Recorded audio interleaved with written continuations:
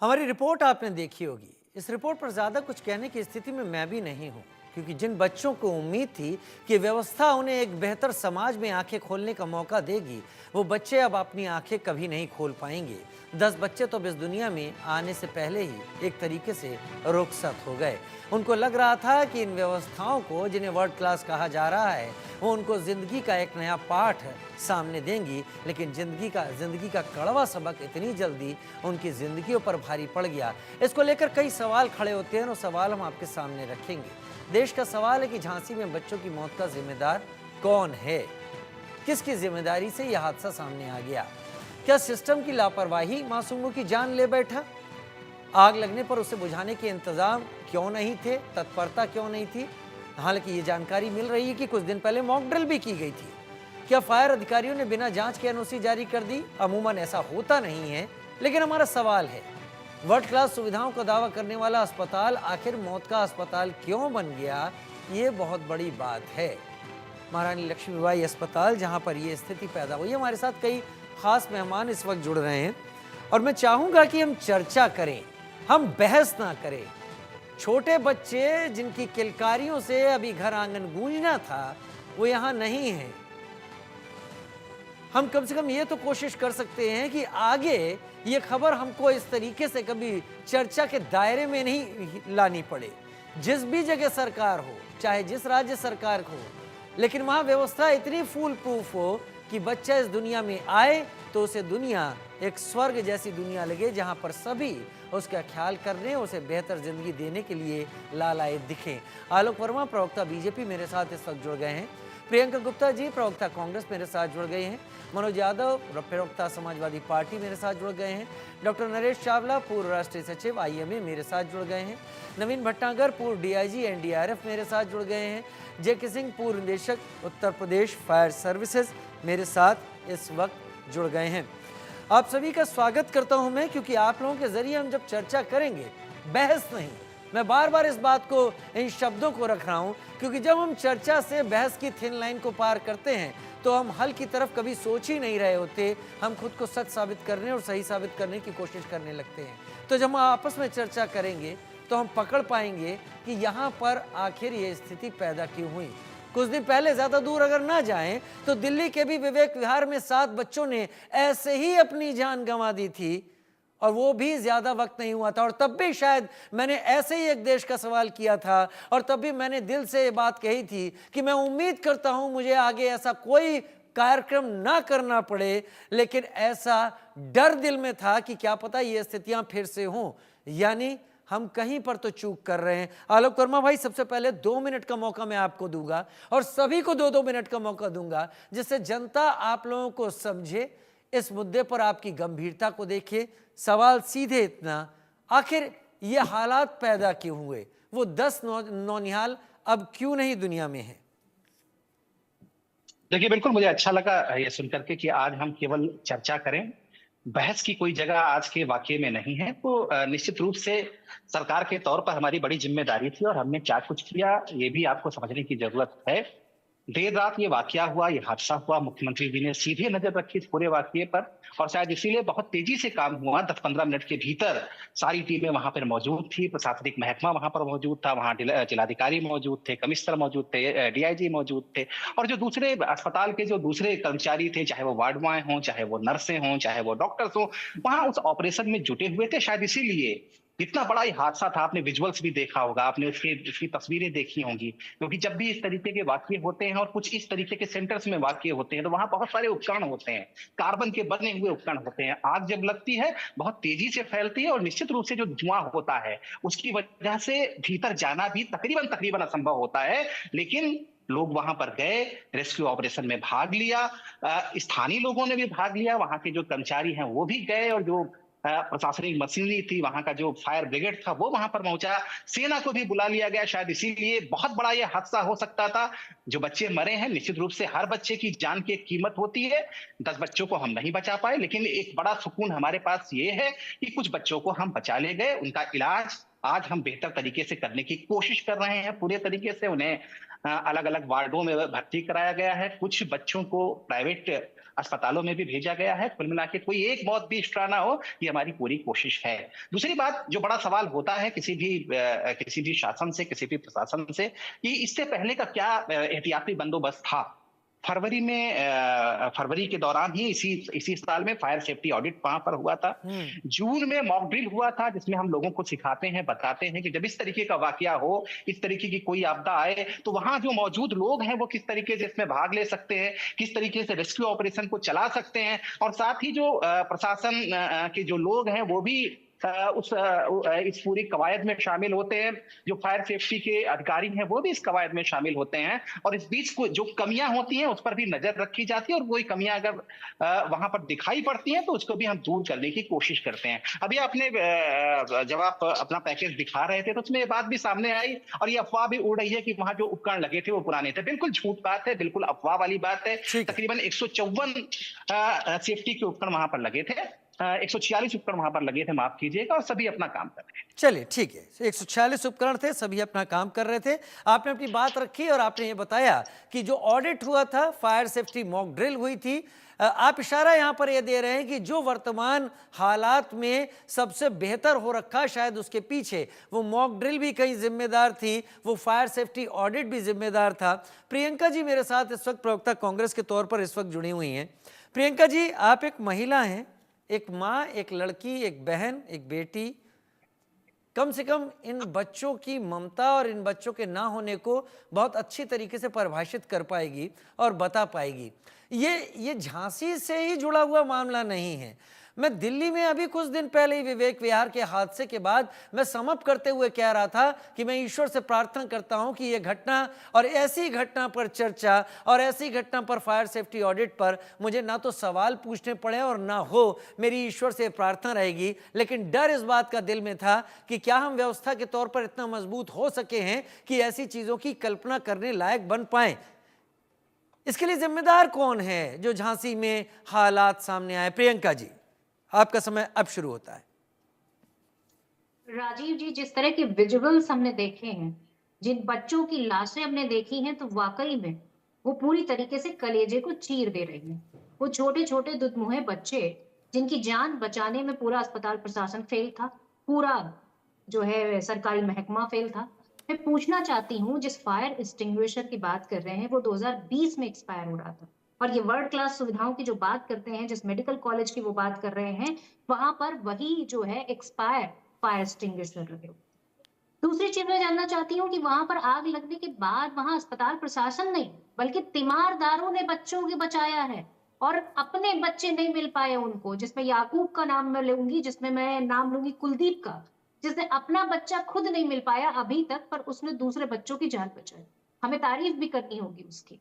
पर हकीकत ये है कि किस तरह की लापरवाही, किस तरह का भ्रष्टाचार कहा जाए, और किस तरह का जो कहा जाए कि किस तरह की जो अव्यवस्थाएं थी, उसको लेकर आज पूरी तरीके से ये सरकार पूरी तरीके से निकम्मी। स्वास्थ्य सुविधाओं की गारंटी और हर समय बड़ी बड़ी बातें करना, 1 ट्रिलियन इकोनॉमी की बातें करना, और वास्तव में क्या दे पा रहे हैं ये हमें? उत्तर प्रदेश की स्वास्थ्य व्यवस्थाओं में जो पूरे देश में नंबर है वो 20वां। और आप ये बताइए कि जब डिप्टी सीएम जो यहाँ के जो स्वास्थ्य मंत्री हैं, वो जब जा रहे थे तो उनके लिए चूना क्यों डाला जा रहा? क्या लिपापोती करने की कोशिश कर रहा था वहां का प्रशासन? मुझे देखकर पूरी तरीके से गुस्सा आ रहा है। समझिए कि आप बात करने की स्थिति ऐसी नहीं होती है। जब बात करने की स्थिति पूरी तरीके से आप गुस्से में कन्वर्ट हो जाती है कि किस तरह से वहां पर चूना डाला जा रहा था। क्यों चूना डाला जा रहा था? भारतीय जनता पार्टी के प्रवक्ता बता पाएंगे? वो आज कह रहे हैं कि चर्चा की जाए इस पर। क्यों चर्चा की जाए जब आपकी गलतियों की वजह से 10 नौनिहालों की जिंदगी चली गई, आज 17 अभी अपनी जान और जो है मौत के बीच में लड़ाई लड़ रहे हैं। मैं पूछना चाहती हूँ कि उन बच्चों की मौत का जिम्मेदार कौन है? आपका जो फायर अलार्म होता वो क्यों नहीं बजा? आपके पास पूरा जो इंतजाम थे वो क्यों नहीं थे? जब आप मॉक ड्रिल हो चुकी थी, मॉक ड्रिल के बाद भी आपके पास एक्सपायर फायर एक्सटिंग्विशर थे। इन सारी चीजों पर सवालिया निशान लगता है कि किस तरह से उत्तर प्रदेश के मुख्यमंत्री सांप्रदायिक और जो बांटो और काटो की राजनीति में व्यस्त हैं, दूसरे स्टेट में जाकर प्रचार में व्यस्त हैं, और अपना स्टेट नहीं संभाला जा रहा। ठीक है प्रियंका जी, आपने अपनी बात रख दी। उत्तर प्रदेश की ठीक है प्रियंका जी, आपने अपनी बात रख दी, समय मैंने आपको पूरा दे दिया, एक एक करके पहले सभी को समय दे देता हूं और उसके बाद हम आगे चलते चले जाएंगे, इस पर आगे बढ़ेंगे। लेकिन मेरे साथ धर्मेंद्र भाई इस वक्त लगातार जुड़े हुए हैं। धर्मेंद्र भाई सॉरी मनोज यादव भाई इस वक्त समाजवादी पार्टी के प्रवक्ता के तौर पर जुड़े हुए हैं। मनोज भाई, जो तस्वीर सामने आई, मैं सवाल बदलना नहीं चाहूँगा, ये तस्वीर रात भर से हम देख रहे हैं, जब से तस्वीरें आनी शुरू हुई तब से ये लगता रहा, और एक बार तो ऐसा लगा कि उस हालात और उस आपाधापी अफरा तफरी का एक हिस्सा बनाकर मैंने खुद को भी देखा, तो थोड़ी देर के लिए सेहरन हो गई कि क्या करता उस वक्त, क्या उस वक्त वो कौन सी चीज़ थी जो मुझे ये कहती कि हाँ सब कुछ ठीक हो जाएगा। जिम्मेदार किसको मानते हैं मनोज भाई? अब देखिए, बड़ा दुखद है जो 10 बच्चे, अपनी माँ के दुधमुए बच्चे, वो इस जिंदगी को छोड़ के चले गए, जिनका जीवन पता नहीं कहां से कहां पहुंचता, कौन आंखों का तारा बनता, कौन दुलारा बनता और अपना एक जीवन जीता। लेकिन बीजेपी के प्रवक्ता के द्वारा कही गई बात, एक शब्द जो मेरे दिल में ठीक रात कल जो 11:15 बजे की स्थिति थी, वो अभी भी हो गई। उन्होंने कहा हर बच्चे की जान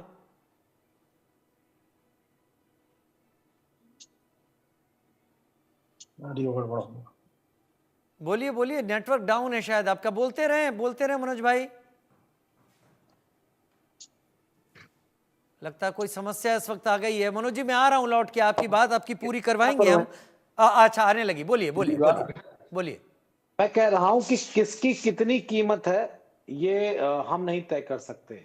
बच्चे अनमोल होते हैं, बच्चों की कोई कीमत नहीं होती, ना उनकी जान की कीमत। एग्जैक्टली। आपने 5 लाख रुपए जान की कीमत लगाई है, आपका आभार प्रकट करें कि धन्यवाद दे, ये मुझे नहीं समझ में आ रहा है। लेकिन हम एक बात जानते हैं कि आप 146 उपकरण थे आपको आग बुझाने वाले, या 164 थे। बात इसकी नहीं है, काम एक भी नहीं किया, काम एक भी नहीं किया, ना अलार्म बजा, ना किसी तरीके की कोई व्यवस्था हुई। और हम चर्चा ही करना चाहते हैं, बहस नहीं करना चाहते। लेकिन चर्चा में सबसे मुख्य बिंदु ये है राजीव जी, जो मैं बार बार पूछना चाहता हूं सरकार से, कि वर्ल्ड क्लास इंफ्रास्ट्रक्चर अगर आपने उस हॉस्पिटल में दिया था, सेफ्टी अलार्म क्यों नहीं बजा? पहला। दूसरा, अगर उन बच्चों की जान की कीमत आप इस तरह बता रहे हैं कि हमने इतने बहुत सारे बच्चों को बचा लिया, ये बात तो बड़ी है, लेकिन 10 बच्चे चले गए, अपनी जिंदगी को खो दिया, और लगभग उतने से ज्यादा बच्चे गंभीर रूप से उस व्यवस्था में हैं। यानी कि हम 50% पे भी नहीं, यानी कि हम बहुत विपरीत परिस्थितियों में इस पूरे घटनाक्रम को देख सकते हैं। सरकार ने अब तक कोई ऐसा कठोर फैसला नहीं उठाया जिसकी तारीफ हम करें। योगी आदित्यनाथ जी के लिए सबसे पहले राष्ट्रीय अध्यक्ष जी ने कहा कि प्रचार छोड़ दीजिए, आज का दिन उन मासूमों के नाम कर दीजिए, अगर आप चले जाएंगे तो वहां का प्रशासन और चीजें बेहतर हो जाए। लेकिन आदरणीय मुख्यमंत्री जी, उनके लिए पहला और अंतिम काम स्टार प्रचारक का था, जो मेरी चर्चा का सबसे अहम बिंदु है। अपने आगे वाले समय में जरूर इस पे ठीक है, विस्तार दीजिएगा क्योंकि आपने भी अपना समय ले लिया और मैं आपको काटूंगा नहीं। मैं इस चर्चा में कतई अपने मेहमानों को किसी बात पर काटने वाला नहीं हूं। बातें सब निकल कर आए, खुलकर सामने आए, लेकिन मेरे ख्याल से उनके प्रतिनिधि डिप्टी सीएम ब्रजेश पाठक वहां पहुंचे, उस पर क्या कुछ हुआ प्रियंका बहन जी ने कहा, प्रियंका गुप्ता जी ने कहा। लेकिन अब मैं उनकी तरफ आना चाहता हूं जिनका काम जमीन पर एग्जीक्यूट करना होता है इन सारी चीजों को। सबसे पहले मैं डॉक्टर नरेश चावला का जिक्र उनको लाना चाहूंगा इस चर्चा में। उसके बाद मेरे साथ जेके सिंह साहब हैं, फॉर्मर डायरेक्टर हैं फायर सर्विसेज के। नवीन कुमार भटनागर जी डीजी फॉर्मर एनडीआरएफ के मेरे साथ हैं, उनसे भी बात करेंगे। डॉक्टर नरेश चावला, जब मैं बात करता हूं और सवाल रखता हूं वर्ल्ड क्लास सर्विस का, या कोई भी सरकार रखती है, मेरे ख्याल से मैंने कहीं पढ़ा था, आप मुझे सही कीजिएगा या मैं खींच रहा हूं इस बात को, आप ओपनली कह सकते हैं अगर गलत बोल रहा हूं, कि अगर अस्पतालों में हम दुनिया के दूसरे विकसित देशों में देखें और ऐसा कोई घटनाक्रम होता है, हो सकता है, ये इलेक्ट्रॉनिक डिवाइसेस हैं, तो अलार्म अपने आप साउंड करते हैं, अस्पताल में साउंड करते हैं, सबसे नजदीकी पुलिस स्टेशन में साउंड करते हैं और सबसे नजदीकी फायर ब्रिगेड के दफ्तर में साउंड करते हैं। क्या वर्ल्ड क्लास सुविधाएं होनी चाहिए इसी स्तर की? और क्या यहां आपको लगता है, आपकी जानकारी में ऐसा हुआ होगा, ऐसा था ना डॉक्टर नरेश? देखिए, I am the only medical man on this जो पैनल बैठी है आपकी। 10 infants roasted alive. Roasted alive का मतलब क्या हुआ, सब समझ रहे हैं।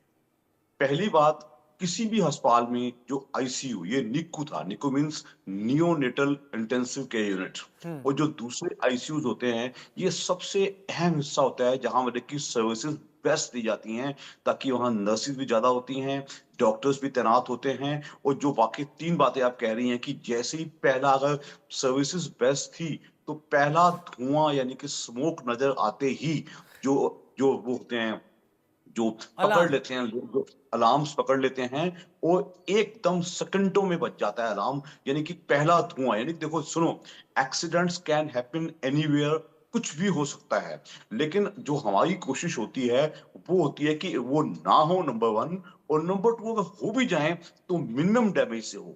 जहां ये खुलेआम आग लग ही गई, आप बार बार वास्ता दे रहे थे, विवेक विहार में जो एक ऐसी घटना, सिमिलर घटना हुई थी, वो एक प्राइवेट हॉस्पिटल था, एक छोटा अस्पताल था, वहां कुछ कमियां थी, वो अलग किस्म की थी।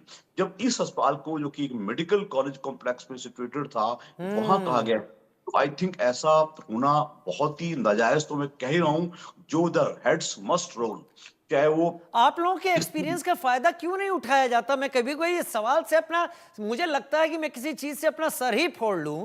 जो पुराने सीनियर डॉक्टर्स हैं, जिन्होंने ऐसे हादसों को या ऐसी घटनाओं को नजदीक से देखा है, उनके अनुभव का फायदा क्यों नहीं उठाया जाता? देखिए, मैं दोबारा कह दूं, no doubt it is most unfortunate, लेकिन ऐसा ना हो। Have you ever heard New York में ऐसा होता है? Have you ever heard London में ऐसा होता है? ऐसी आगे लगती ही नहीं है। क्यों? मॉक ड्रिल हो गया, सब कुछ हो गया, उसके बावजूद ऑडिटिंग भी हो गई, उसके बावजूद भी ऐसा हो गया। भाई 10 बच्चे, जिन हॉस्पिटल में कौन से बच्चे थे जो किसी वजह से पनप नहीं पाए थे, उनकी ग्रोथ नहीं हो रही थी, वो बाहर आ जाते तो उनको शायद वैसी डेथ हो जाती, उनको वहां रखा गया। वहां नीकू में ये हादसा हुआ है, 10 की डेथ हो गई और 17 अभी they are still fighting for life. That means हम समझते हैं कि ये बहुत बड़ा लैप्स है। इस लैप्स को हमने किसी के ऊपर हमें फिक्रा नहीं कसना है, लेकिन it should not have happened. एक जिंदगी बड़ी मुश्किल से आज तो बच्चे पैदा होते हैं, आजकल ज्यादा बच्चों के जमाने हैं नहीं है, उसमें किसी को दोबारा बच्चा नसीब में मिले या ना मिले, उसकी तो जिंदगी ही खत्म हो गई। तो I think it is most heinous crime. इसके लिए जो भी करना है, जैसे भी, जहां जहां नहीं, गलती आपने है, बड़ा नो अच्छा डाउट। पॉइंट उठाया। पिछले कुछ दिनों में कुछ एक रिपोर्ट्स ऐसी आई हैं, जिन रिपोर्ट्स में ये कहा गया है कि प्रोडक्टिविटी या बच्चे पैदा करने की जो क्षमता है, इस स्ट्रेस और नए जमाने की इस आपाधापी में, इस पॉल्यूशन में, वो प्रोडक्टिविटी अब घटती जा रही है इंसानों में। और अगर इस चीज को अलग रखा जाए तो जो दुनिया में आ रहे हैं, उनको दुनिया में लाने के लिए कम से कम world class hospital, medical college में इन चीज़ों की ज़रूरत होगी। दिल्ली में वो एक प्राइवेट जगह थी जहां 7 बच्चे चले गए, लेकिन ठीक है, दोनों जगह कम से कम बच्चे ही गए और एक सबक था कि वहां से यहां पर ले लिया जाता। दिल्ली में हुआ था, देश की राजधानी में, कम से कम और जगह मेडिकल कॉलेज में ले लिया जाता। मैं मेरे साथ जेके सिंह साहब इस वक्त जुड़े हुए हैं, फायर डायरेक्टर हैं, फायर सर्विसेज से पूर्व डायरेक्टर हैं। जेके सिंह साहब, ये फायर ऑडिट होता क्या है? फायर ऑडिट में क्या क्या चीजें की जाती हैं? मॉक ड्रिल में क्या क्या होता है? और अगर कहीं फायर ऑडिट में किसी ऑर्गेनाइजेशन को, किसी अस्पताल को पास घोषित कर दिया जाता है, तो क्या उसकी एक सर्टेन टाइम लिमिट होती है? 6 महीने, 1 साल, 2 साल, इसके बाद फिर करवाना होगा? और अगर उसके बीच में कुछ हो जाता है, जिम्मेदारी किसकी होती है?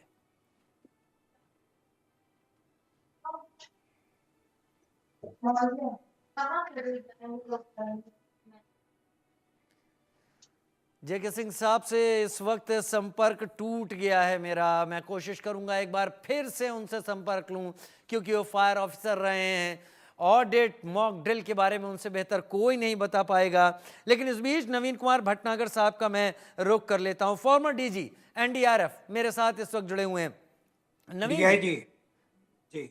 नवीन जी, जब जब ये हालात होते हैं जहां पर लास्ट अलार्म आपके पास बजता है, वो अलार्म जिनको वहां बजना चाहिए था, जहां से रेस्क्यू के लिए सबसे पहले लोगों को पहुंच जाना चाहिए था, अगर वहां तक अलार्म नहीं बज पाया तो लास्ट अलार्म आपके पास होता है और लास्ट अलार्म का सबसे कम वक्त आपको लेना होता है पहुंचकर रेस्क्यू करने के लिए।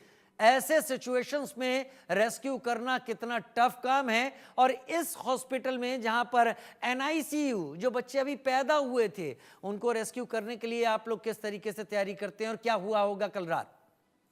देखिए, आपने बहुत अहम सवाल उठाया है और मुझे याद है आपके ही चैनल पे और 2-3 बार इसी टाइप के प्रोग्राम हुए थे।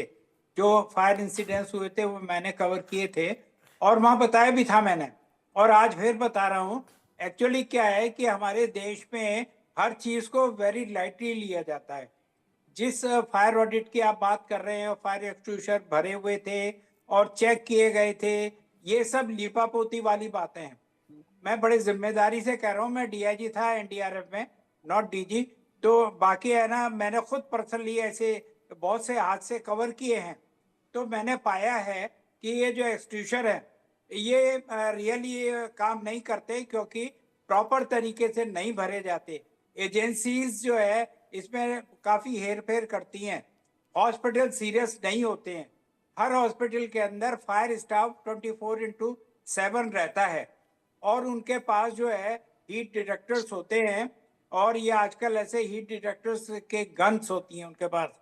तो जैसे ये आईसीयू में वो उनका ड्यूटी होती है चक्कर लगाना, जहाँ पर मल्टीपल कनेक्शंस है, उन सबको ये लोग चेक करते हैं कि टेम्परेचर बढ़ तो नहीं रहा। अगर बढ़ता है तो तुरंत उनको जो है कार्रवाई करनी चाहिए। दूसरा, स्प्रिंकलिंग सिस्टम लगाए जाते हैं, जो जैसे ही फायर लगती है तो फायर अलार्म बजता है, और उसके साथ ही जो है स्प्रिंकलिंग सिस्टम जो है स्मोक डिटेक्टर की सहायता से चल पड़ता है। तो यहाँ मुझे लगता है कि जो स्प्रिंकलिंग सिस्टम है वो काम नहीं कर रहे थे, ना ही फायर अलार्म काम किया है ठीक से। क्योंकि इसमें क्या होता है कि जो स्प्रिंकलिंग सिस्टम है इसके अंदर जो है फॉस्फेट जमा हो जाता है, इसके छेद बहुत बारीक होते हैं जो बंद हो जाते हैं। तो मेरा कहने का मतलब ये है कि 6 महीने में इनको साफ करना चाहिए एयर प्रेशर से, जो बिल्कुल नहीं होता, किसी भी हॉस्पिटल में नहीं होता, पूरे हिंदुस्तान में नहीं होता। बड़े जिम्मेदारी से मैं कह रहा हूँ, अगर इस बात को, मेरी बात को गंभीरता से अगर लोग देख रहे हैं तो इसके ऊपर ध्यान दें, बहुत जरूरी है ये। साथ ही जो है जो स्टाफ है उसको भी इनिशियल ट्रेनिंग देना चाहिए। हमारे प्रवक्ता ने, बीजेपी वालों ने बताया कि अभी ट्रेनिंग हुई थी लोगों की। कैसी ट्रेनिंग होती है वो आप भी जानते हैं, हम भी जानते हैं। अगर वाकई में इंटेंसिव ट्रेनिंग हुई होती तो ये हादसा इतना बड़ा रूप नहीं लेता, इनिशियल स्टेज पे काबू किया जा सकता था। साथ ही जैसा ये स्मोक हुआ है, इसके अंदर जो फायर वाले जो पीछे खिड़की से गए, खिड़की तोड़ी, बहुत टाइम लगा। अगर बीए सेट लगा लेते ये, या एस्बेस्टस सूट पहन लेते, तो ये अंदर जाके डायरेक्ट बच्चों को निकाल के ला सकते थे। तो इतना बड़ा कोई रॉकेट साइंस नहीं थी। ये क्लियरली शोज करता है कि हमारे फायर डिपार्टमेंट के पास भी जो है इसलिए ये अपना बीए सेट और ये जो एस्बेस्टस सूट है ये उनके पास नहीं थे, यानी कि इक्विपमेंट की कमी थी। तो ये जो प्रैक्टिकल हम लोग ड्रिल कराते हैं उसके अंदर इस चीज को इंश्योर करते हैं कि फायर वाले उसको पहन के फटाफट जाके रेस्क्यू करें। तो इसके अलावा जो है भाई स्टाफ जितना है, जितना डॉक्टर्स है, नर्सेज है, फॉर्मल ट्रेनिंग ना करा के मैं इतना जानता हूं नवीन कुमार भटनागर जी, आर्मी में जो भी डॉक्टर्स हैं, आरआर हॉस्पिटल्स की बात कर रहा हूं मैं, कोई देश का राज नहीं खोल रहा है, या हर देश की आर्मी की बात होती है। उन डॉक्टर्स का काम होता है इलाज करना, ऑपरेशन करना, मरीजों की वेलबींग देखना। लेकिन अगर मौका आता है और उस आर्मी हॉस्पिटल पर भगवान ना करे किसी टेररिस्ट की नजर पड़ जाती है, तो यही आर्मी हॉस्पिटल का डॉक्टर थोड़ी ही देर में हाथ में आए इंजेक्शन और कैंची को छोड़कर AK-47 उठा लेता है, गन उठा लेता है और उसी तरीके की पोजीशन ले लेता है जैसे आर्मी का वो बटालियन कोई कमांडर या कोई कमांडो लेता है और जवाब दे रहा होता है। मैं इशारा बिल्कुल। यहाँ पर दे रहा हूँ, जब ये इसको सेविंग बोलते की हैं- बात होती इसको है बोलते हैं तो ये चीजें इंसिडेंट क्यों नहीं कमांड होती? सिस्टम। जेके सिंह साहब का मैं रुक कर रहा हूं, मैं आ रहा हूं आपके पास। जेके सिंह साहब, इस अस्पताल को वर्ल्ड क्लास अस्पताल कहा गया और मैं खुश हूं कि हम वर्ल्ड क्लास अस्पताल कहने के लिए भी अगर आए तो कुछ तो किया गया होगा। लेकिन फायर ऑडिट हुआ है, पहले तो हमको ये समझाइएगा कि फायर ऑडिट में क्या क्या होता है। मॉक ड्रिल हुई है, ये भी समझाइए आप एट लेंथ की मॉक ड्रिल में क्या क्या होता है। और अगर ये सब होने के बाद 10 बच्चे जिंदा नहीं हैं तो क्या इसकी कोई टाइम पीरियड होती है? क्या कोई लिमिट होती है कि इसके बाद फिर से इसको देखा जाना है, या फिर ये सब यूं ही होता है, केवल एक साइन करवा लिए जाते हैं दिखाने के लिए आगे कभी कोई स्थिति हो कि फायर डिपार्टमेंट हमको ये दे बस पीछा छूटे? नमस्कार, आवाज आ रही मेरी है तुमको? जी एकदम आवाज आ रही है सर।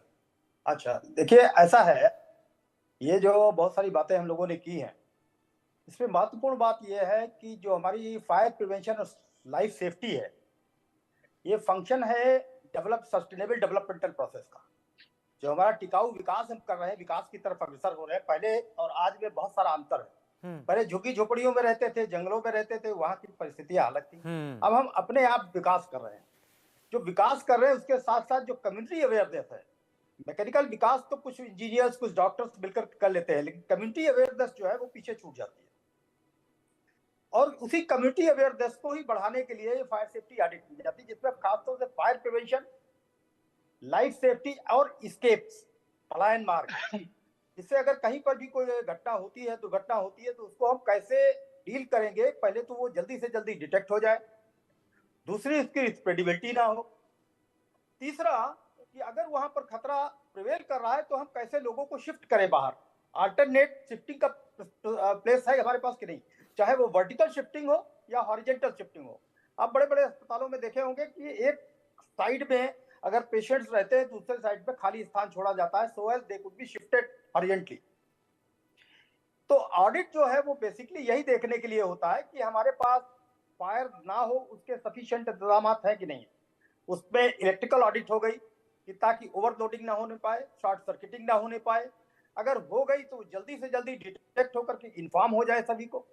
और इन्फॉर्म होने के साथ जो उसमें इमीडिएट ऑपरेशन की जरूरत है, जैसे कि एस्केप करना, उनको इवैक्यूएट करना पेशेंट्स को, खासतौर से नियोनेटल जो एरियाज होते हैं, प्रिजन्स हैं, आपके मेंटल असाइलम्स हैं, ये बड़े हाईली सेंसिटिव जगह हैं जहां पर पेशेंट अपने आप मूव नहीं कर सकता। तो इसलिए उनके पास जो है वो कंटिन्यूअस सेफ्टी ऑडिट की जरूरत, पीरियोडिकल सेफ्टी ऑडिट की जरूरत होती है। जरूरी नहीं सारी चीजें एक बार में ऑडिट हो, लेकिन हाँ, टाइम पीरियड क्या होता है? इसका टाइम पीरियड क्या होता है सर? सॉरी, इसका टाइम पीरियड क्या होता है? कितने दिनों बाद दोबारा होना चाहिए? नहीं, इसके लिए तो हमें पीरियोडिसिटी तय करनी पड़ेगी। कुछ चीजें हमें साल में चेक करना है, जैसे एक्सटिंग्विशर का टेस्टिंग है वो साल भर में चेक कर लिया। लेकिन अब इलेक्ट्रिकल सेफ्टी का है, उसमें क्या क्या लोडिंग हो रही है, डेली की चेकिंग है, ओवरलोडिंग ना होने पाए है। उसके वायर्स हैं वो साल भर में चेक कर लिए जाते हैं। तो अलग अलग चीजें हैं, कुछ चीजें डेली रूटीन में करनी पड़ेगी। कहीं पे अगर आपका एस्केप रूट या एग्जिट है वो ब्लॉक्ड है, उसमें ताले लगे हुए हैं, कोई जीना है या कोई एस्केप हॉरिजॉन्टल एस्केप की वहां पे व्यवधान उत्पन्न हो रहा है, तो उसको हमें डेली चेक करना पड़ेगा। और इसके लिए हमें कम्युनिटी अवेयरनेस की जरूरत है कि ताकि वहां पर जो भी फंक्शनल स्टाफ है, चाहे वो नर्सेज हो, डॉक्टर्स हो, इवन द वहां के जो मरीज हैं या जो तीमारदार हैं, खासतौर से मरीज तो क्या चलेगा, तो उन लोगों को भी इन बातों पर ध्यान रखना पड़ेगा, क्योंकि ये सस्टेनेबल डेवलपमेंटल प्रोसेस का एक फंक्शन है। अब हम झुग्गी झोपड़ियों में नहीं रहते हैं, जंगल में ऑटोमेटिक स्वतः प्रज्वलन हुआ करता, तो वैसी स्थिति नहीं है। अब हमारे अपने लगाए हुए इंस्टॉलेशंस जो हैं उनकी डिसफंक्शनिंग के कारण फायर हो सकती है ना। और फायर्स होने कोई बहुत बड़ी घटना नहीं, लेकिन फायर की स्प्रेडेबिलिटी बड़ी घटना है। फायर का एस्केप रूट अगर हम नहीं डेवलप कर पा रहे हैं, उनको हम अल्टरनेटिव शिफ्ट नहीं, इवैक्यूएट नहीं कर पा रहे हैं, तो ये आलोक भाई मैंने इतना वक्त नवीन जी को इसलिए दिया, सॉरी जेके सिंह साहब को इसलिए दिया, क्योंकि इस आग से जुड़ी हुई घटना पर सबसे पहले अगर फायर ब्रिगेड एक्ट करती है तो उसे पता होता है कि क्या चीजें होनी चाहिए। मान लीजिए मैं अपनी बात आपके सामने आलोक भाई रखता हूं, जब मीडिया की मैं शुरुआत आज से 25 साल पहले कर रहा था तो मुझे सौभाग्य से एक ऐसा पैनल मिला जिसने मुझे ट्रेन करते वक्त कहा, सबसे पहला सवाल पूछा कि आप अगर कहीं हालात में रिपोर्टिंग करने जाएंगे तो आप सबसे पहले क्या करेंगे। बहुत सारे लोगों ने बहुत सारे जवाब दिए। जो फाइनल जवाब निकल कर उन्होंने सामने रखा वो ये था कि आप सबसे पहले एस्केप रूट को तलाश करेंगे जिससे आप वहां पर हालात बिगड़ने पर निकल सकें, अपनी जान बचा सकें, अपने कैमरा पर्सन की जान बचा सकें और इक्विपमेंट की जान बचा सकें। ये एस्केप रूट का रूल हर जगह अप्लाई करता है। हमने देखा है कि कई जगह यहां ताले मिलते हैं, कई जगह यहां पर सामान भरा हुआ मिलता है, कई जगह पुराना कूड़ा कबाड़ रख दिया जाता है और ये हादसों के बाद भी संभलता हो ऐसा नहीं है। आप हर जगह जाके खुद देख नहीं सकते, मुझे पता है आपकी भी अपनी सीमाएं हैं, लेकिन क्या ऑडिट सही हुआ था? क्या मॉक ड्रिल सही हुई थी? अगर हुई थी तो ये हालात कैसे आए? ये सवाल तो आपके भी दिल में होंगे आलोक जी। बिल्कुल ठीक बात है। मैंने सब कुछ सुना और बहुत गौर से सुना और मैं आज सुनना भी चाह रहा था और इसलिए भी सुनना चाह रहा था कि बहुत सारी बातें जब अगर निकल करके आती हैं तो अगर कहीं कुछ कमी रहे तो आगे के लिए उसके लिए एक रास्ता निकल आता है। एक चीज और कि मैंने कहा कि फरवरी में फायर चाहूंगा। एक मिनट कह लूं सर, फिर आप कह लीजिएगा। जैसा कि मैंने कहा कि फरवरी में फायर सेफ्टी ऑडिट हुआ था तो जाहिर सी बात है बहुत सारी चीजें उसमें देखी गई होंगी और देखी जाती हैं क्योंकि उसमें विशेषज्ञ शामिल होते हैं। उपकरण जिस तरीके की अफवाहें उड़ रही हैं कि जो वहां पे इंस्ट्रूमेंट्स लगाए गए थे वो पुरानी डेट के थे, उसमें गैस नहीं थी या दूसरी तरीके की दिक्कतें थी, उस पर मैं कहना चाहूंगा कि अफवाहें फिलहाल ये अफवाहें हैं, इसे आप मान करके चलिए। क्योंकि जब उसमें ऑडिट हुई थी तो जाहिर सी बात है ये भी देखा गया कि वो पुराना है कि नया है, एक्सपायरी डेट का तो नहीं है। दूसरी चीज जो आपने कहा कि मार्ग कौन सा हो सकता है, रास्ता कहाँ से निकल सकता है, जैसे कि मैंने कहा कि नीकू में जो लोग एडमिट थे उनको पीकू में भर्ती कराया गया। सबसे बड़ी चीज ये हुई है कि इस मामले में जो 10 लोगों की मौत हुई है, 10 बच्चों की मौत हुई है, वो अंदर वाले वार्ड में थे। वो क्या उसमें गुफा जाना थोड़ा थी? सा नहीं, मुश्किल हुआ। आलोक भाई आपके भी दिमाग में सवाल आ रहा होगा, क्या वो कोई गुफा बनाकर रख दी गई थी जिसका एक ही एंट्री और एग्जिट था? देखिए मेरे दिमाग में निश्चित रूप से ये सवाल आया और रात से ही सवाल आ रहा था और उस समय मेरे मन में एक हादसा भी जगह जैसे आपके मन में आया था कि एक समय मैं भी ऐसे किसी आग में गिर गया था। बहुत बहुत मामूली क्षण मिलता है क्योंकि बहुत सारी गैस निकलती है और आपका दम घुटने लगता है। आग शायद उतना आपको नहीं जलाता जितना दम घुटने वाली स्थिति हो गई थी। मैं किसी एक फ्लैट में फंस गया था। हाँ। बचाना बहुत मुश्किल था, किसी तरह से मैं निकल करके बाहर आया। तो मैं उस वाक्य को समझ सकता हूँ। एक बड़ी संख्या में बच्चों को बचाया जा सका। कुछ 10 बच्चों की डेथ भी हुई, इसमें भी कहीं कोई शक नहीं। बचाया जा सका तो उसमें कहीं ना कहीं निश्चित रूप से जो एक इससे पहले की जो कवायद रही होगी, जो नर्सों को बाकी लोगों को ट्रेंड किया गया होगा, किस तरीके से वो वहां पर उस अफरा तफरी में एक्शन ले सकते हैं, किस तरीके से अपनी उपयोगिता साबित कर सकते हैं, तो निश्चित रूप से अगर एक बड़ी संख्या में बच्चे बचे हैं तो उसके पीछे ये वजह भी है। लेकिन सबसे बड़ी बात है 10 बच्चों की मौत हुई है, उसकी निश्चित रूप से जांच होनी चाहिए। क्या वाकया है, कहीं कोई लापरवाही अगर है तो उसको सजा भी मिलनी चाहिए। शायद इसीलिए योगी आदित्यनाथ जी ने कहा है कि 12 घंटे के अंदर मुझे जांच रिपोर्ट चाहिए। उन्होंने कमिश्नर को भी ताकीद की है, डीआईजी को भी ताकीद की है। इसके अलावा भी 3 स्तर पे इसकी जांच होगी। पहली जांच जो है शासन स्तर पे होगी, स्वास्थ्य महकमा इसमें इसकी जांच करेगा। दूसरे स्तर की जांच होगी, जिला पुलिस करेगी और फायर विभाग करेगा कि कहीं कोई लापरवाही तो नहीं रह गई, कहीं कोई आपको कमी तो बुरा नहीं तो रह नहीं गई। लगेगा, ठीक है आपने सारी जांच के बारे में बताया, आपको बुरा तो नहीं लगेगा कि अगर लोग आपको इस बात का ताना दे कि वर्ल्ड क्लास हॉस्पिटल इस हालत में आ गया है? देखिए निश्चित रूप से अच्छा तो बिल्कुल नहीं लगेगा। अगर 10 मौतें हुई हैं, 10 नवजात बच्चों की डेथ हुई है तो हमको तो किसी हाल में नहीं अच्छा, किसी को भी अच्छा नहीं लगेगा। मैं आपकी संवेदना की तारीफ करूंगा कि आप कहेंगे, आप कह रहे हैं कि 10 मौतें भी हुई हैं तो ये अच्छे वाली बात तो कतई नहीं है। मैं सभी को मौका देता हूं, इसीलिए एटलैंक सबको दे रहा हूं। प्रियंका जी मेरे साथ इस वक्त जुड़ी हुई हैं। प्रियंका जी, आपको लग रहा है, छोड़िए हम वार बाद में कर लेंगे और ये मुद्दा आगे बनेगा ही बनेगा स्वास्थ्य सुविधाओं को लेकर, और वो राजनीतिक पार्टी होने के नाते आप लोग भी बनाएंगे, लेकिन क्या आपको दिख रहा है कि काम किया गया है, कोशिश की गई है बचाने की, वहां पर स्थितियां हैं थी? अभी तक आलोक जी जो कह रहे थे, क्या आप उनसे सहमत हैं? देखिए राजीव जी, जिस तरह प्रवक्ता जी बात कर रहे हैं भारतीय जनता पार्टी की, मुझे लगता है कि इन्हें स्थिति का पूरा जायजा ही नहीं।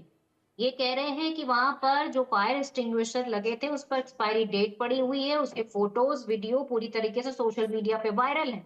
और आपको पता होना चाहिए जब आप यहाँ डिबेट में बैठते हैं कि वो एक्सपायर थे, कोई अफवाह नहीं उड़ाई जा रही है।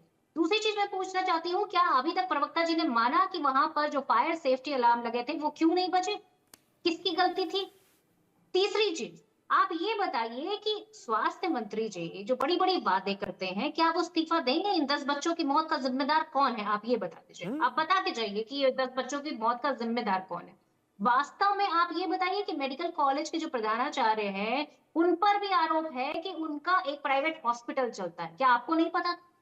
अगर आपको नहीं पता था तो ये इस तरह का भ्रष्टाचार क्यों चल रहा है उत्तर प्रदेश? एक बड़े मेडिकल कॉलेज की हम बात कर रहे हैं, कोई छोटे हॉस्पिटल की बात नहीं कर रहे जी। हैं। अगर वहां बच्चे सुरक्षित नहीं तो बच्चे सुरक्षित कहाँ है, आप ये बता दीजिए। अच्छा, और कहाँ चला जाए आदमी? और आप बता रहे हैं कि सेफ्टी आपने बचा लिया बच्चों को, तीमारदारों ने बच्चों को बचाया है। वो उस जलते हुए जो है केबिन में चले गए, जिस वार्ड में कैपेसिटी से ज्यादा आपने बच्चे रखे। आपने क्यों रखे कैपेसिटी से ज्यादा बच्चे? क्या सुविधाओं की कमी थी? क्यों वहां पर भ्रष्टाचार हो रहा था? क्यों वहां पर अव्यवस्थाएं थी? और मैं पूछना चाहती हूँ, इस सब के बाद आपको लगता है कि 5 लाख का जो आपने अनाउंसमेंट किया है वो इनफ है? आप उन माओं का दर्द समझ सकते हैं जिन्होंने अपने कोख में 9 महीने उन बच्चों को रखा, उसके बाद उनकी शकल भी नहीं देख पाए वो। आज जली हुई लाशें देखने के बाद रूह कांप जाएगी आपकी, अगर उन बच्चों की आप लाशें देख लें। उन माओं पर क्या बीतेगी, मुझे लग रहा है कि शायद उस सदमे से उबरने में उन्हें कई साल लग जाएंगे, जिन बच्चों को वो हाथ में भी नहीं ले पाए।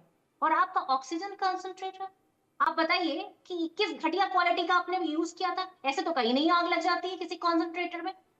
अभी तक जितनी भी बातें निकल कर आ रही हैं उससे यही साबित होता है कि किस तरह से अस्पताल में अव्यवस्थाएं थी, अस्पताल में पूरी तरीके से भ्रष्टाचार का खेल चल रहा था, अस्पताल में किसी को कोई परवाह नहीं थी कि वहां पर फायर एक्सटिंग्विशर जो है एक्सपायरी है कि नहीं है, वहां पर अलार्म बज रहा है कि नहीं बज रहा। ये पूरी तरीके से अव्यवस्था है, पूरी तरीके से इन 10 बच्चों की जान ली गई है और अभी भी कई बच्चे मौत के मुंह में हैं।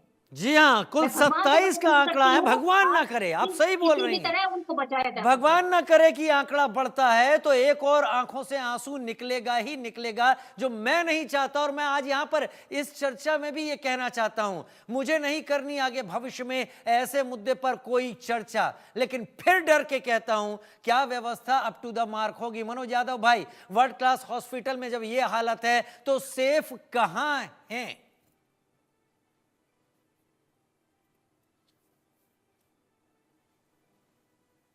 अनम्यूट करें आप अपने को।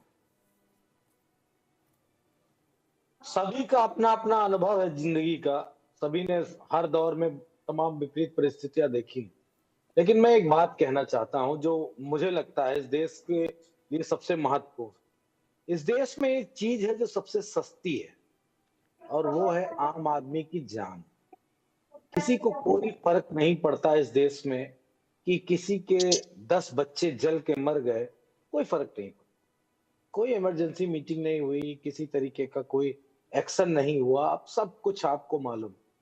इसलिए जो आप प्रे कर रहे हैं उसके लिए तो सिर्फ ईश्वर ही है, ईश्वर मदद कर दे। मुझे जो बातें पता चली और कुछ लोगों के बयान मैंने सुने हैं, अब मैं डॉक्टर नहीं हूं लेकिन डॉक्टर पैनल में है, वो बात बताइएगा कि है ना इसमें ऐसी परिस्थितियों में जहां बच्चे वेंटिलेटर पे और उस तरह एक एटमॉस्फेयर में रखे जाते हैं, वहां क्या माचिस का इस्तेमाल किया जा सकता अथवा नहीं। और जो बयान है वो ये है कि वहां की नर्सेज शायद माचिस से पाइप को गर्म करके उसको इंटर करने की कोशिश कर रहे हैं। ऐसे भी बयान वहां जो चश्मदीद रहे उनके आए हैं, मैंने सुने हैं। जांच के बाद पता चला कि लापरवाही का क्या बड़ा कारण, मौजूदा सत्ता शायद अभी भी पूरी तरीके से इतनी बड़ी घटना के बाद भी जागरूक नहीं है। और मैं उम्मीद एक ही करता हूं, और उम्मीद करता हूं आपके चैनल के माध्यम से मौजूदा उत्तर प्रदेश की सत्ता सुनेगी, समझेगी। आप जो कर रहे हैं ये वाजिब नहीं है, ये उचित नहीं है, सही नहीं। आपको सख्त कार्रवाई करनी चाहिए और पूरे उत्तर प्रदेश के अस्पतालों का, और खासकर नवजात शिशुओं के लिए जो व्यवस्था की गई है उन सब का, चूंकि पूरा अस्पताल ही बड़ा सेंसिटिव एरिया होता है, उन सब का रिव्यू अगर आप करा सकते हैं तो तत्कालिक रूप से होना चाहिए। लेकिन आप तो चर्चा कर रहे हैं, आपका धन्यवाद। बहुत सारे चैनल में चेकआउट कर चुका, वहां वही नफरत का बाजार, बटोगे कटोगे हिस्से, उसी पे चर्चा हो रही। तो खैर सरकार कंफर्ट जोन में है, जानते हैं कि बहुत सारे लोग हमसे सवाल नहीं पूछेंगे, इसलिए सरकार ऑन द मार्क जिस रास्ते पे जाना चाहती है सरकार उस रास्ते नहीं, पे लेकिन ये जा अभी रही है, होना यही सब चाहिए, देखना है। ये आप सही कह रहे हैं, ये अभी होना चाहिए। क्या मैं किसी दूसरे हादसे का इंतजार करूंगा? सारी जगह पर स्थिति क्या है? अगर ऑडिट के बाद, मॉक ड्रिल के बाद ये चीजें नजर आती हैं तो इसका मतलब लैकुना शुरू से लगा हुआ है, वो उस प्रोसेस में है जहां पर केवल एक पर्चे पर दस्तखत हासिल कर लिया जाता है या दिखाने के लिए अगर हालात ठीक होते हैं। देखो, हमने तो प्रोसेस पूरा कर लिया था। डॉक्टर नरेश चावला मेरे साथ इस वक्त जुड़े हुए हैं। डॉक्टर नरेश चावला, करना क्या चाहिए? मैं नहीं चाहता, शायद आप भी नहीं चाहते, शायद प्रियंका जी भी और आलोक वर्मा जी भी नहीं चाहते कि एक बार और किसी और पैनल में बैठे और तब चर्चा कर रहे हो कि ये क्यों हुआ। कोई नहीं चाहता हम सब में से, लेकिन होना क्या चाहिए? होता क्या है? जो वर्ल्ड क्लास हॉस्पिटल भारत में है, क्या वहां ऐसा हादसा सुनाई पड़ा? नहीं सुनाई पड़ा होगा आपको। तो उन्होंने ऐसा क्या किया जो ये वर्ल्ड क्लास हॉस्पिटल सरकारी नहीं कर पाया? देखिए, मैं दोबारा उन्हीं शब्दों को रिपीट करूंगा कि एक्सीडेंट्स कभी भी हो सकते हैं, लेकिन बेसिकली नवीन भटनागर ने ये बहुत अच्छे से ब्लंटली कहा है कि कई चीजें हम उम्मीद करते हैं अच्छी हो ही जाएंगी। जैसे ये हादसा हुआ है, तो मेरे हिसाब से इसको देखते ही ऑल अक्रॉस इंडिया सब हॉस्पिटल्स में जितनी भी निकूज हैं या दूसरे आईसीयूज हैं, सब में अच्छे से मेडिकल मॉक ड्रिल्स होनी चाहिए, फायर एक्सरसाइजेस होनी चाहिए, ताकि ऐसा दोबारा ना हो। देखो, it is so very painful for everyone. Discuss करना आसान है, जैसे कि मैं पहले भी कह रहा था, बच्चे आजकल कम पैदा हैं इंडिया में, इनफर्टिलिटी रेट इतना ज्यादा है, ऑलमोस्ट 100 में से 25% लोगों को तो बच्चे पैदा ही नहीं होते। कहने का मतलब वो बच्चा पैदा हो जाए, वो इंक्यूबेटर्स में थे। इंक्यूबेटर का मतलब कि वहां उनको इसलिए रखा गया था कि वो बाहर की गर्मी बर्दाश्त नहीं कर सकते। जो सेंसर्स थे, जैसा कि नवीन पटनायक जो बना रखे थे, वो हीट को भी, अगर हीट बढ़ती है तो भी पकड़ लेते हैं, वो धुआं होता है तो पकड़ लेते हैं। It is caught with in seconds. Accident हो गया, वो बुरी बात नहीं है। एक्सीडेंट के बाद वो इतना फ्लैग्रेंट फायर हो गई कि कॉट सब विद कुछ इन कहां से क्या, सेकेंड्स आप तो कह रहे हैं? इट इज कॉट गलत विद ही इन नहीं, सेकेंड्स। अब गलत एक ही नहीं, मिनट, मैं बिल्कुल। जेके सिंह साहब को मैं लाना चाहूंगा। जेके सिंह साहब, ये शब्द जो अभी डॉक्टर नरेश चावला ने रखा, कॉट विद इन सेकेंड्स, क्या ऐसा होता है? और अगर ऐसा होता है तो इतना इंतजार कैसे लग जाता है? हम गलत कहां हैं? इस हादसे को देखकर आपका अनुभव क्या कहता है? गलती कहां पर थी? मैंने बताया कि एक तो मैं पहले आपको बताना चाहता हूँ, कॉन्सेप्चुअल करेक्शन की जरूरत है। वो ये है कि हम लोग सोचते हैं कि जब भी कभी फायर होगी तो फायर ब्रिगेड आएगी और रिस्पॉन्डर, वो फर्स्ट रिस्पॉन्डर वो होगा। जबकि वास्तविकता ये है, फर्स्ट रिस्पॉन्डर वहाँ की नर्सेज, वहाँ के डॉक्टर्स, वहाँ का तीमारदार स्टाफ है, तीमारदार लोग। जब भी कहीं कोई घटना होगी, सबसे पहले वहाँ के लोग जो है उन्हें रिस्पॉन्ड करना पड़ता है, जिसका मीनिंग देयर बाय कि उन्हें वेल ट्रेंड और जो अवेयरनेस है उनकी रेस करनी पड़ेगी, एक बात। दूसरी बात, कोई भी घटना, फायर जैसी घटना जो है वो वास्तव में फ्रैक्शन ऑफ सेकंड में होती है। और फायर जितनी देर में अगर मटेरियल है, पहली बात तो यहाँ कोई फायर हमें केवल शॉर्ट सर्किट हुआ, स्प्रेडेबिलिटी का अगर मटेरियल तो वो स्प्रेड करेगी। और उससे भी फास्टर स्प्रेड जो है स्मोक का होता है कि अगर कोने में भी जरा सा शॉर्ट सर्किट होता है तो पूरा कमरा, पूरा हॉल जो है वो धुएं से भर सकता है विद इन 2 मिनट्स। अब उस समय इसीलिए हमारा सबसे पहले ज्यादातर जोर जो है वो फायर प्रिवेंशन पे होना चाहिए कि फायर हो ही नहीं। हमें ऐसी व्यवस्थाओं पर जोर देना चाहिए जो, और वास्तव में जो संभव है। हम लोग घरों में काम करते हैं, अक्सर अपने ही घर में गैस सिलेंडर जब हम लेते हैं तो बताया जाता है उसकी नॉब रात में बंद कर दिया जाए। अगर नॉब खुली रहती है तो उसमें बड़े हादसे हो सकते हैं, लेकिन हमारे बहुत से घरों में ऐसा नहीं किया जाता है। नॉब 24 घंटे खुली ही रहती है, चाहे वो गैस सिलेंडर हो या पीएनजी हो। जी, सही कह रहे हैं आप, एकदम सही। तो ये जो ह्यूमनली जो एरर्स हैं, हमें इनको एड्रेस करना पड़ेगा। ये ठीक है, आरोप प्रत्यारोप और पॉलिटिक्स वो अपनी जगह पे है, क्योंकि मैं उससे संबंध नहीं रखता हूं। तो मैं तो वो फायर की जो वास्तविक स्थिति है, नहीं, आप एकदम सही, आपने बहुत बहुत आम उदाहरण देकर ये समझा दिया। हम में से 99.99% घरों में जो मेन सिलेंडर की नॉब है वो बंद ही नहीं की जाती, सालों नहीं की जाती, शायद किसी को याद भी नहीं होगा उन्होंने कब की बंद। बहुत अच्छी आपने ये इशारा किया। तो और ये बड़े लेवल पर और बड़ा खतरा है। कम्युनिटी अवेयरनेस को बढ़ाने की जरूरत है, क्योंकि फर्स्ट रिस्पॉन्डर फायर सर्विस नहीं है, प्रशासन नहीं है, वहां के लोकलाइज्ड उस समय फंक्शन कर रहे लोग होते हैं और उनको जो है वेल कन्वर्जेंट होना चाहिए। जो भी वहां पे इनबिल्ट सिस्टम लगाया गया है, इनबिल्ट सिस्टम लगाने की जरूरत ही इसीलिए पड़ती है ताकि जब आप सही कह रहे हैं, मेरे पास समय थोड़ा कम है, लेकिन क्योंकि फायर डिपार्टमेंट को बाहर से आना पड़ता है तो फर्स्ट रिस्पॉन्डर वो हो नहीं सकते। जो पैरामेडिकल स्टाफ है उनको सबसे पहले एक्ट करना ही होगा। Exactly. लेकिन नवीन कुमार भटनागर साहब फॉर्मर डीजी एनडीआरएफ मेरे साथ हैं। मैं कहीं वीडियो देख रहा था नवीन जी, मैंने देखा शायद जापान का था या कहीं था, वहां पर ये दिखाया गया कि एक जगह आग लगी और उन्होंने आग में किसी ने कोई बॉल एक फेंकी और बॉल का ब्लास्ट हुआ और आग एकदम बुझ गई। यानी नई तकनीक आग को बुझाने और कम से कम समय में वहां पर चीजों को कंट्रोल करने की। क्या हम समय के साथ नई तकनीक नहीं अपना रहे और या नई तकनीकों की व्यवस्था नहीं कर रहे, जो फिर हम बाद में हाथ से काउंट करते हैं, कुछ माताओं के नाम लिखे जाते हैं या कुछ परिवारों के नाम होते हैं कि इनके साथ ये हादसा इनके परिवार के साथ हुआ है। हम नई तकनीक में पीछे हैं क्या? बिल्कुल, अभी काफी रिसर्च हो रही है इस बारे में और अभी जो है जगह जगह एग्जीबिशंस भी लग रही हैं। जिस बॉम्ब की, फायर बॉम्ब की आपने बात करी है, तो वो ओपन एरिया में जो आग लगती है या कहीं ऐसा कोई मकान या ऐसी जगह है वहां पर उसको यूज किया जा सकता है। लेकिन ये आईसीयू में या ऐसे एरिया में वो बॉम्ब इस्तेमाल नहीं किए जाते। उसका बेस्ट तरीका यही है कि जो आपके इक्विपमेंट है वो काम करने चाहिए, स्प्रिंकलिंग सिस्टम काम करने चाहिए, फायर अलार्म, स्मोक डिटेक्टर काम करने चाहिए, प्लस राउंड द क्लॉक एक supervisor, fire supervisor, heat detector की गन आती है, उसको लेकर सारे जो पॉइंट्स हैं इलेक्ट्रिकल पॉइंट्स उनको चेक करे और देखे कि हीट कहाँ बढ़ रही है। और वो हर हॉस्पिटल में अभी वैसे नॉर्म्स है कि होना चाहिए फायर सुपरवाइजर जो राउंड द क्लॉक, जो सेंसिटिव एरिया है उसके अंदर ओटी है जैसे यहाँ, इन सब एरियो में वो राउंड द क्लॉक रहना चाहिए, जो चेक करे टाइम टू टाइम और उसके लिए प्रिवेंटिव मेजर्स ले। साथ ही जो एक्सक्यूशर्स लगाए जाते हैं, ये बात बिल्कुल सही है। यहाँ पर अगर आप प्रैक्टिकली चेक करेंगे तो आधे से ज्यादा एक्सक्यूशर काम नहीं करते, जो उसमें डेट चेंज कर देते हैं और उसके अंदर जो है प्रॉपर फिलिंग नहीं की जाती है। इसके ऊपर अगर ध्यान दें तो बहुत से मुझे लगता है व्यवस्थाओं को भ्रष्टाचार के उन तरीकों पर गौर करना पड़ेगा जो इस सब की आड़ में किए जाते रहे हैं। और जैसा हमारे राजनीतिक यहाँ पर मेहमान भी इशारा कर रहे थे, सत्ता पक्ष को ये मानना पड़ेगा कि सब कुछ वो फूल प्रूफ है, अच्छी बात है, लेकिन क्या उसको फुल प्रूफ बनाने वाले वो काम कर रहे हैं? क्या उसके पीछे कोई खेल तो नहीं हो रहा?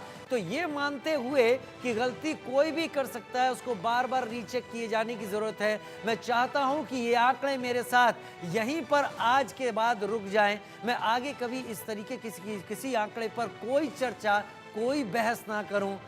डर इसी बात का है कि जहां पर व्यवस्था जिम्मेदार नहीं रही, वहां पर फिर कोई हादसा होगा और फिर हम एक दूसरे को उंगली दिखाते हुए नजर